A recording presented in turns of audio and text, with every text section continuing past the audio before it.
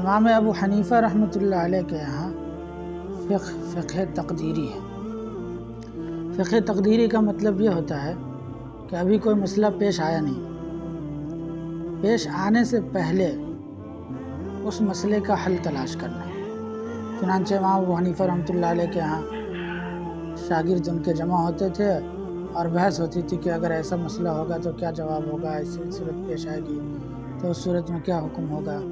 تو اس طریقے سے وہ مسائل کے حل کے لیے کوشش کرتے تھے۔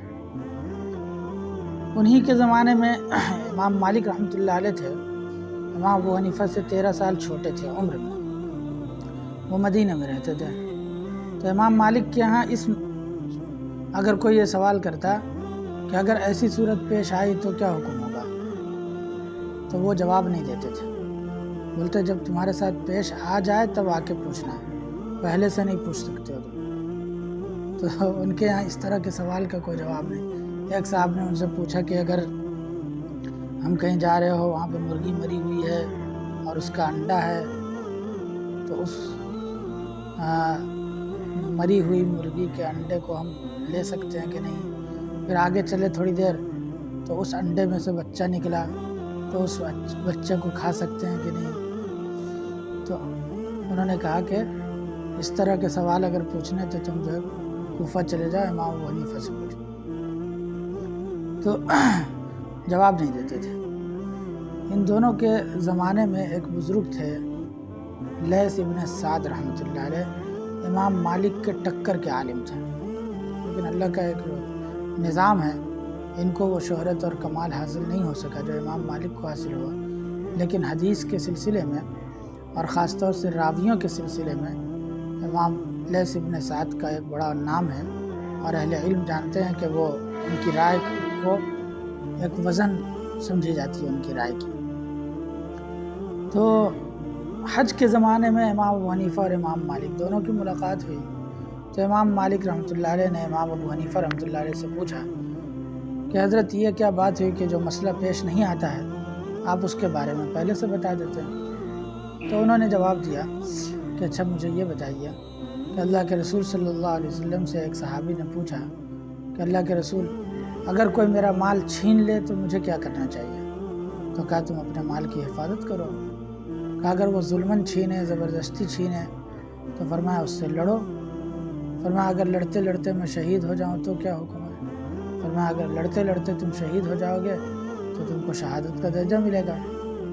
تو حضرت امام ابو حنیفہ رحمۃ اللہ علیہ نے امام مالک سے پوچھا کہ یہ مسئلہ پیش آیا تھا ان کے ساتھ یا نہیں آیا تھا؟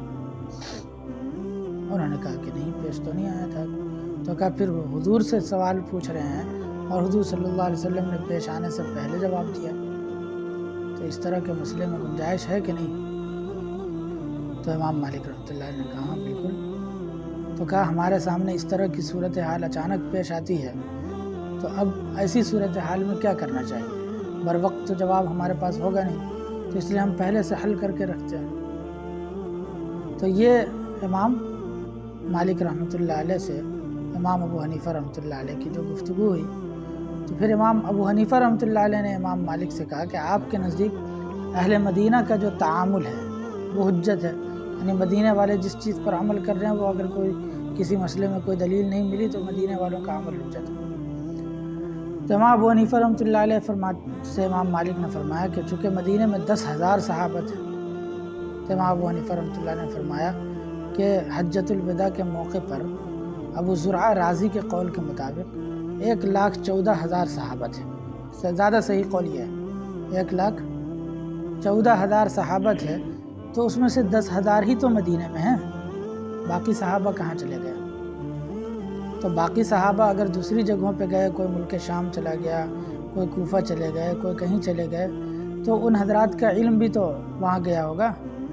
تو صرف مدینہ والوں کے قول کو لے لینا اور مدینہ والوں کے عمل کو حجت سمجھنا اور باقی دوسرے بڑے بڑے صحابہ کی باتوں کو چھوڑ دینا، یہ کون سی عقل مندی ہے؟